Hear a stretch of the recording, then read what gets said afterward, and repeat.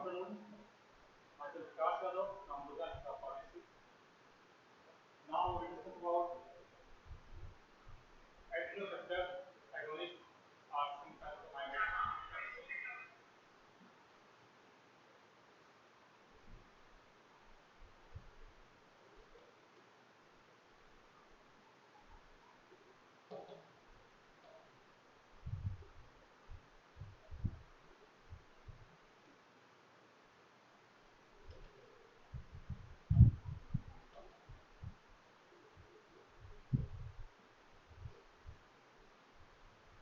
मैंने आपको कल प्रीवियस लेक्चर्स में adrenoceptor के बारे में बताया था. Adrenoceptors basically main receptors हैं at the post ganglionic site. These are the major constituent of sympathetic nervous system. In parasympathetic nervous system, the major contribution of cholinergic receptors, but in sympathetic nervous system, the major receptor at postsynaptic site, at postganglionic site, near the visceral organ, is adrenoceptors that are divided into alpha receptors and beta receptors. Basically,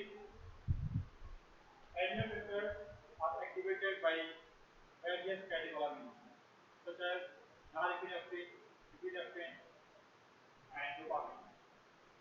Previously, we will discuss about alpha receptor activation system.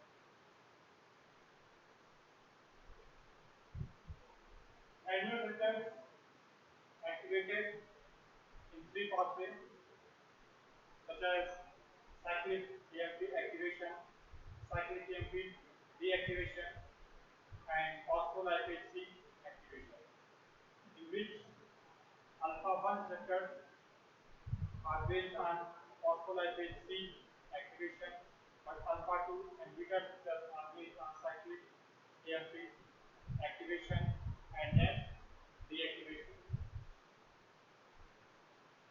तो आज हम discuss करेंगे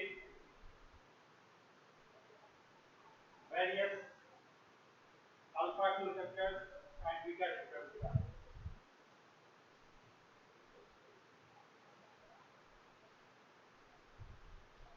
Molecular pharmacology of alpha 2 receptors.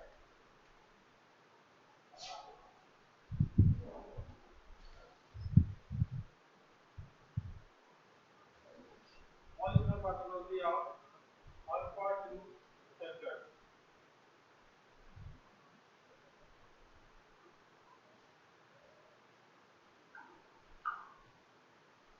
तो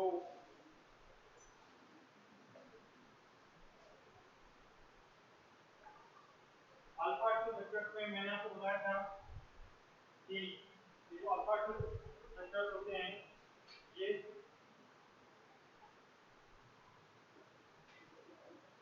cyclic AMP के level को decrease करेंगे. अब कैसे करेंगे? सपोज दैट ये आपकी सेल मेम्ब्रेन है. Cell membrane is made up of bilayer of phospholipids.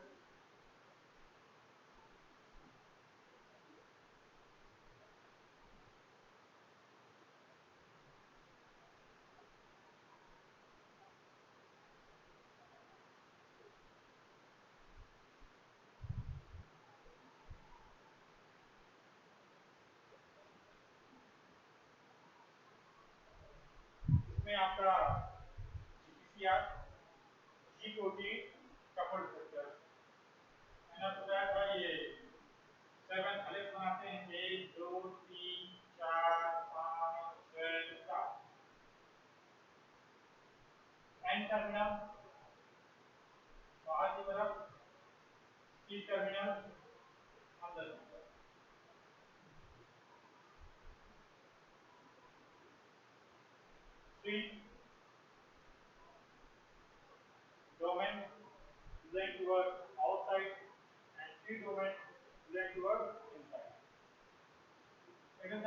side for catecholamine.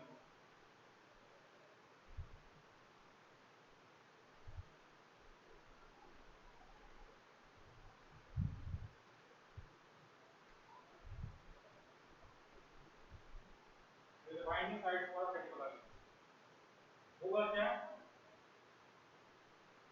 कि जब catecholamine such as epinephrine, epinephrine bind at the site, then G protein. G protein will be activated. G protein is present in three subunits.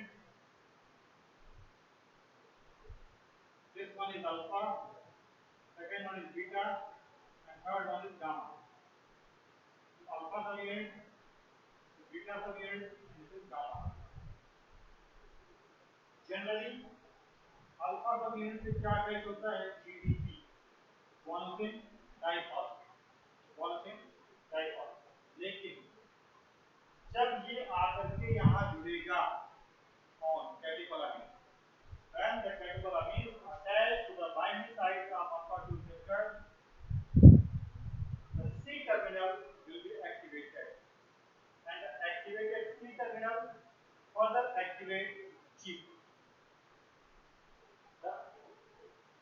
When the G protein activated, then alpha subunit detach from beta and gamma.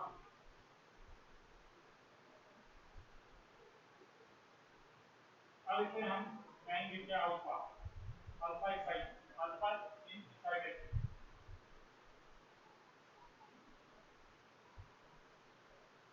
से हमें लिख रहे हैं alpha star. अब क्या होगा इसमें? इस दौरान होता क्या है? क्या लिख जाता है? GT, guanosine triphosphate. क्या लिख जाएगा? guanosine triphosphate. अब ये जो अल्फा सेगमेंट एक्टिवेटेड है, दिस इज फर्दर एक्टिवेटेड. ये इसमें क्या हो गया? इतना कन्फर्मेशनल चेंज. क्या हो गया? Conformational change. इस कन्फर्मेशनल चेंज की वजह से जो आपका एंजाइमेटिक सिस्टम है, एड्रेनल साइक्लेज, एड्रेनल साइक्लेज एक्टिवेटेड.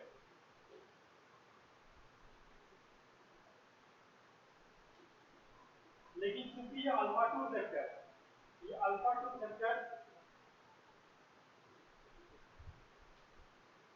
एड्रेनल साइक्लेज को डीएक्टिवेट कर देगा.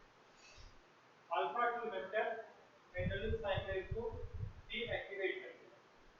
जब ये एड्रेनल साइक्लेज को डीएक्टिवेट कर देगा तो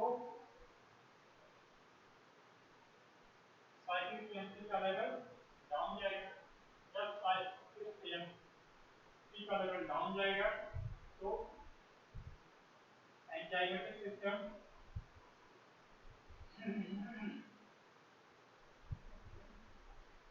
डीएक्टिवेटेड.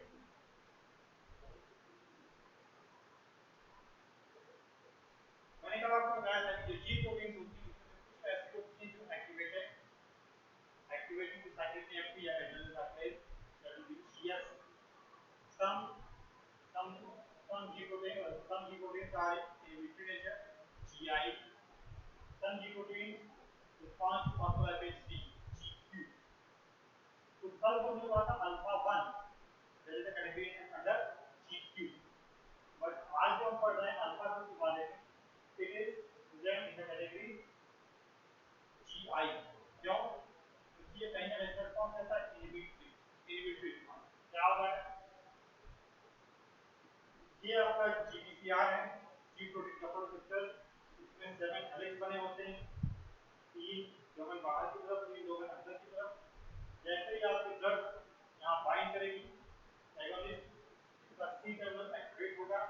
एक्टिवेटेड C टर्मिनल की वजह से जो अल्फा सबयूनिट है वो बीटा और गामा से डिटाइट हो जाएगी. पहले नॉट का जो है GDP, अब जब एक्टिवेट होगी तो वहां क्या हो जाएगा? GTP.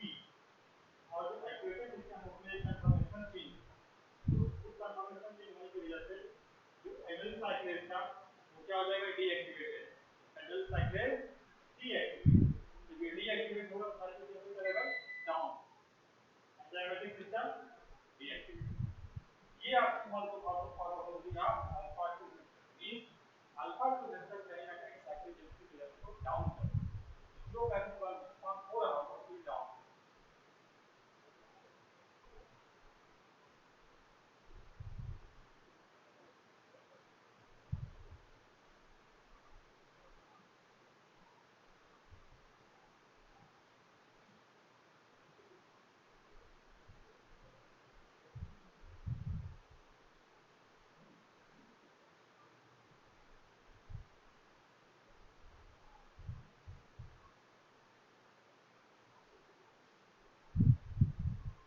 आप देखेंगे कि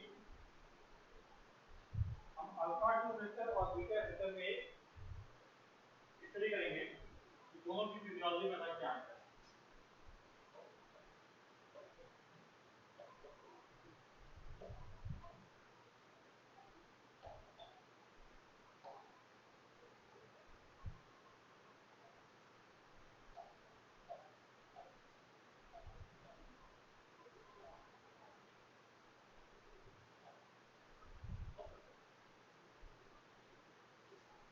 मॉलिक्यूलर फार्माकोलॉजी आप alpha two and beta resistor क्या होगा इसमें।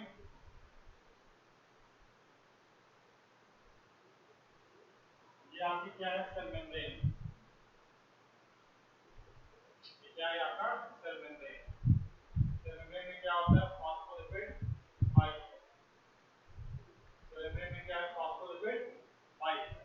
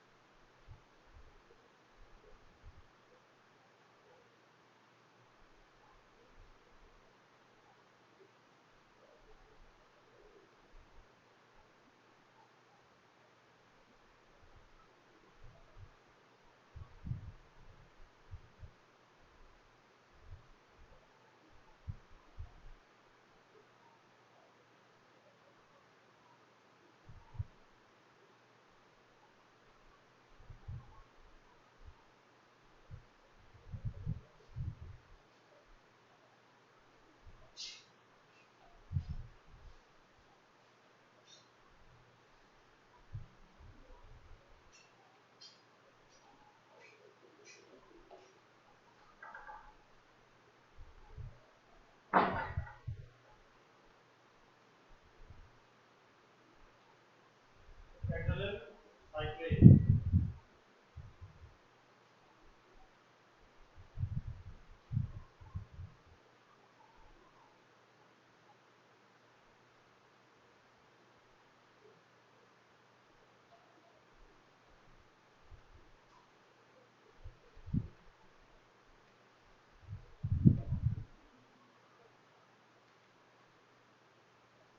ये आपका सपोज बीटा सेंटर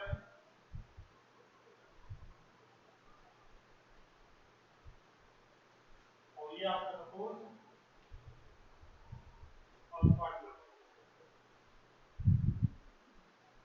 दोनों के दोनों कैसे होंगे जीपीसीआर। ये आपका बाइंडिंग साइट है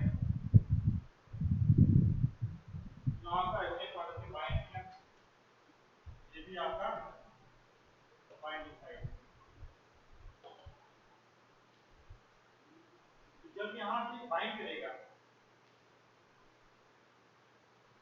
तो ये आपका सिस्टम एक्टिवेट और यहाँ पे क्या मौजूद है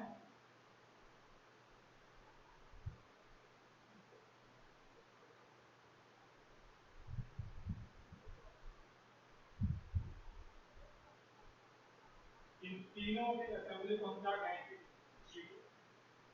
इन तीनों की असेंबली को जीपी और ये क्या है जीपीसीआर जी प्रोटीन कपल जी प्रोटीन से लगा हुआ कपल से लगा हुआ जी प्रोटीन कपल जी प्रोटीन। इस जी प्रोटीन में क्या खास बात है?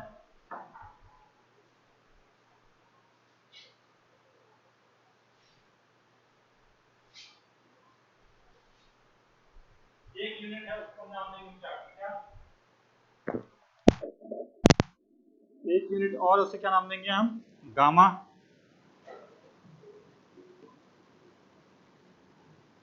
और इसे क्या नाम देंगे हम?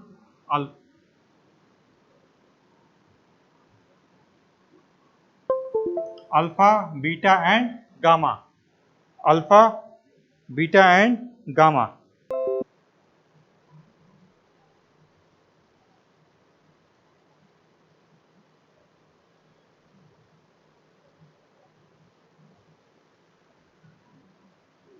तो होगा क्या?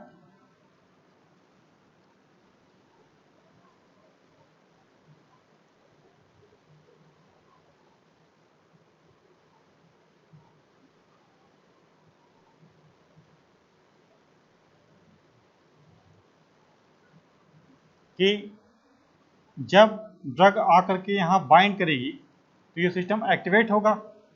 जब ये सिस्टम एक्टिवेट होगा तो पहले यहाँ क्या लगा होता है? GDP, guanosine diphosphate. जब ये एक्टिवेट होगा तो एक्टिवेट होने के बाद जो अल्फा सब यूनिट है वो यहाँ से अलग हो जाएगा। ये क्या हो गई? अल्फा स्टार, मतलब अल्फा इन एक्साइटेड फॉर्म। इस दौरान क्या होगा कि GTP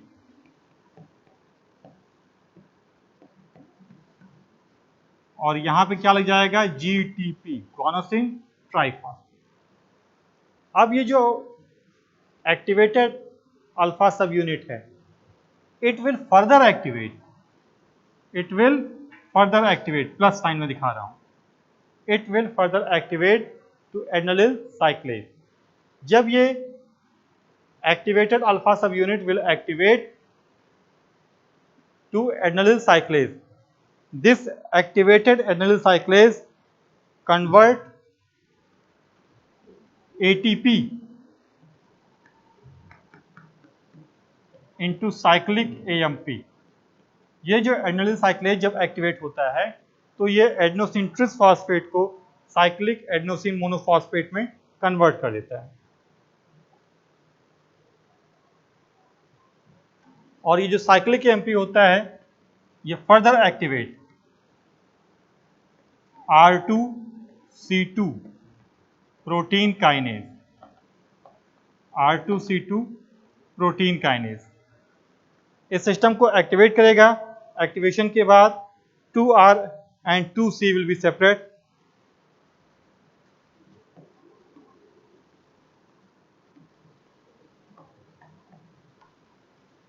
and the 2C unit responsible for the activation of various enzymes.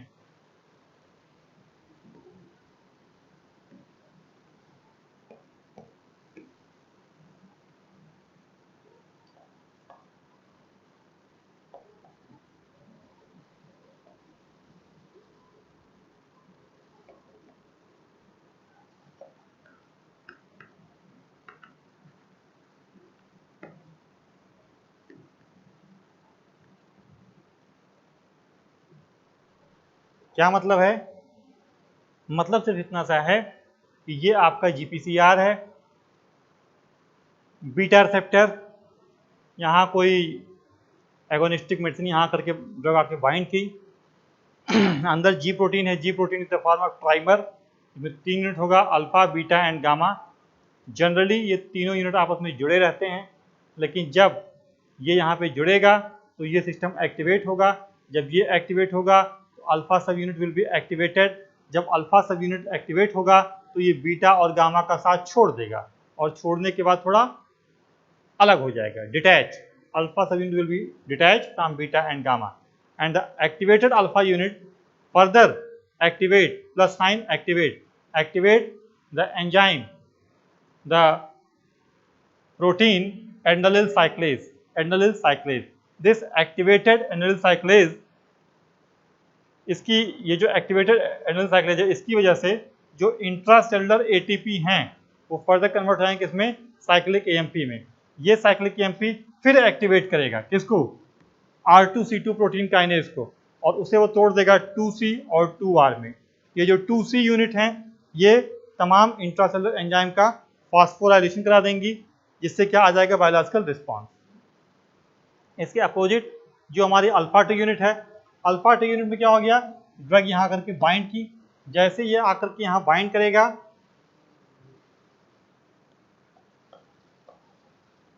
तो यहाँ बीटा, गामा और अल्फा जी प्रोटीन है। इसकी वजह से जी प्रोटीन क्या हो जाएगी, एक्टिवेटेड। एक्टिवेट होगी तो अल्फा यूनिट अलग हो जाएगा, लेकिन अब यहाँ पे उल्टा होगा, activated alpha unit inhibit adenyl cyclase activity, activated alpha subunit inhibit adenyl cyclase activity, so the conversion of ATP to cyclic AMP will be decreased, so the enzyme activation will be decreased, biological response will be inhibited. दोनों ही दूसरे के opposite है।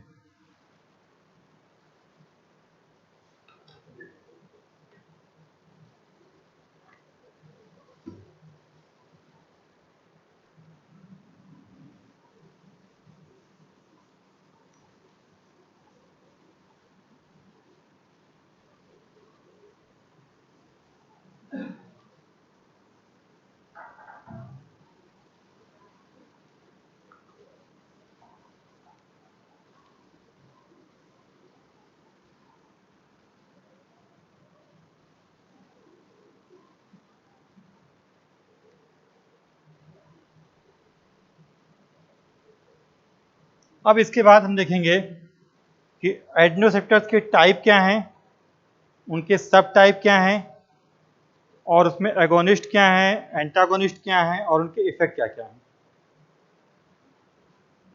तो एडेनोसेप्टर को divide किया गया है alpha, beta और dopaminergic type.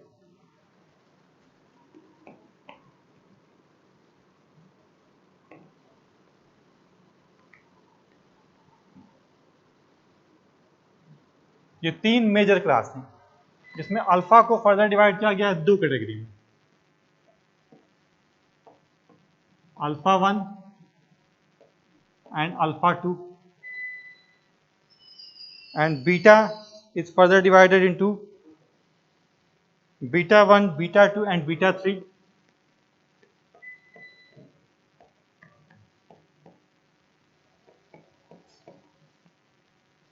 And dopaminergic receptor further divided into D1, 2, 3, 4, 5.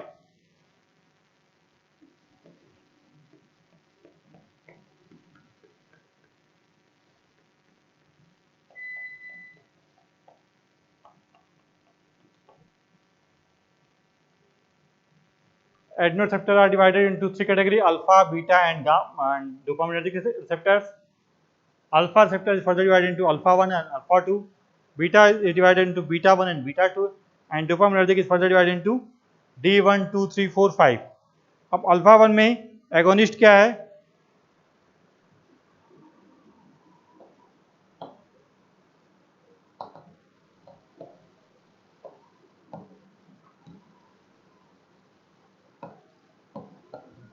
Alpha 1 में आपका एगोनिस्ट है क्या, फिनाइलेफ्रिन।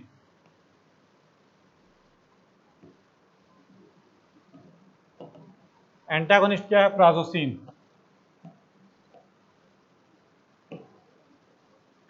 ये काम कैसे करता है alpha 1,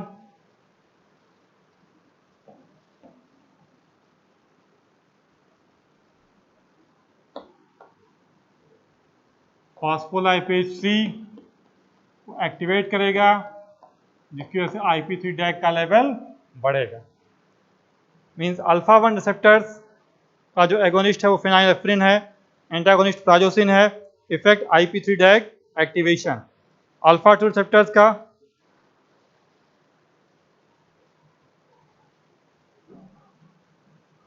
alpha 2 receptor agonist clonidine,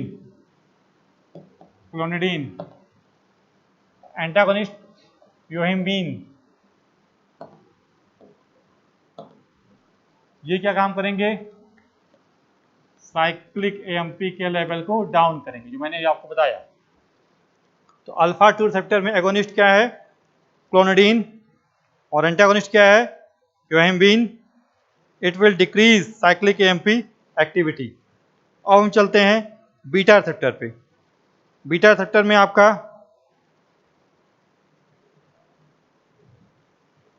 beta 1 पे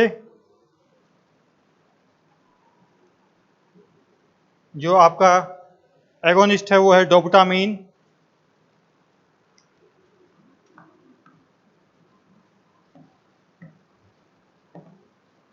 and albuterol for beta 2, albuterol for beta 2।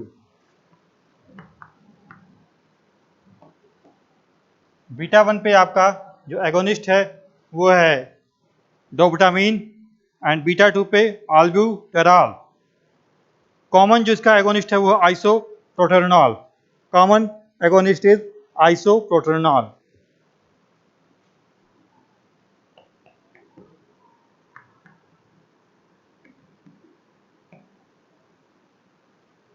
Antagonist इसमें क्या हो जाएगा, एंटागोनिस्ट आपका प्रोपेनोलॉल,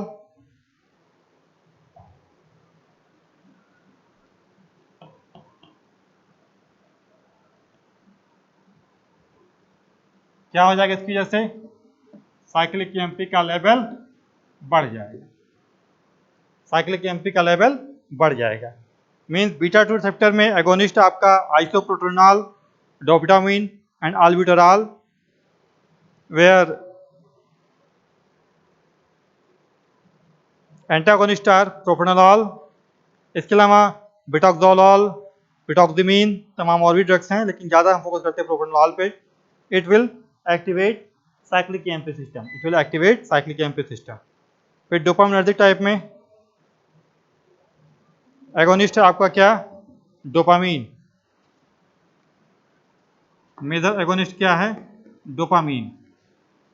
इसके अलावा और कौन सा आएगा, bromocriptine and fenoldopam, fenoldopam, fenoldopam and bromocriptine.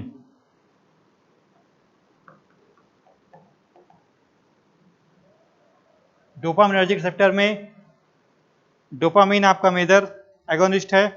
इसके अलावा fenoldopam and bromocriptine, and antagonist are clozapine, antagonist are clozapine.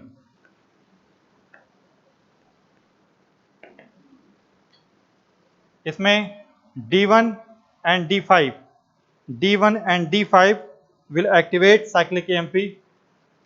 D1 and D5 ये cyclic AMP को बढ़ाएंगे, और बाकी D2, D3, D4 ये साइक्लिक एएमपी को घटाएंगे, और D5 साइक्लिक एएमपी को बढ़ाएगा। तो ये इसका डिस्क्रिप्शन है कि एडेनोरिसेप्टर्स are divided into 3 category: alpha receptor, beta receptor and dopaminergic receptor. Alpha receptor is further divided into alpha 1 and alpha 2, where beta receptor is further divided into beta 1 and beta 2 and beta 3. The agonist in alpha 1 receptor are phenylephrine and antagonist are prazosin. At the site of alpha 2 receptor, agonist आपका हो जाएगा clonidine और antagonist आपका हो जाएगा योहिमीन। Alpha receptor में जो alpha 1 होता है वो फास्फोलाइपेज सी आईपी3 डैग को एक्टिवेट करेगा, और जो अल्फा 2 साइक्लिक एएमपी लेवल को डाउन करेगा। बीटा रिसेप्टर में beta 1, beta 2 and beta 3। Beta 1 receptor में आपका एगोनिस्ट है isoproterenol, dobutamine, albuterol, but antagonist are propranolol. इसमें क्या होगा, साइक्लिक एएमपी का लेवल बढ़ता है। फिर डोपामिनर्जिक रिसेप्टर में D1, 2, 3, 4, 5 इसका जो एगोनिस्ट है वो dopamine, bromocriptine, fenoldopam and antagonist are clozapine. इसमें से D1 और D5 में साइक्लिक एएमपी का लेवल बढ़ेगा, एंड 2, 3, 4 में साइक्लिक एएमपी का लेवल डाउन जाएगा। तो ये आपका टोटल डिस्क्रिप्शन हो गया अबाउट एडेनोरिसेप्टर। अब ध्यान ये देना है हमेशा ये ध्यान देना है कि एड्रेनोरिसेप्टर्स या सिंपैथोमाइमेटिक ड्रग्स अपना मेजर इफेक्ट डालेंगे किस पे? सिंपैथेटिक नर्वस सिस्टम पे, जबकि कोलिनोमाइमेटिक एजेंट अपना मेजर इफेक्ट डालेंगे किस पे? पैरासिम्पैथेटिक नर्वस सिस्टम पे।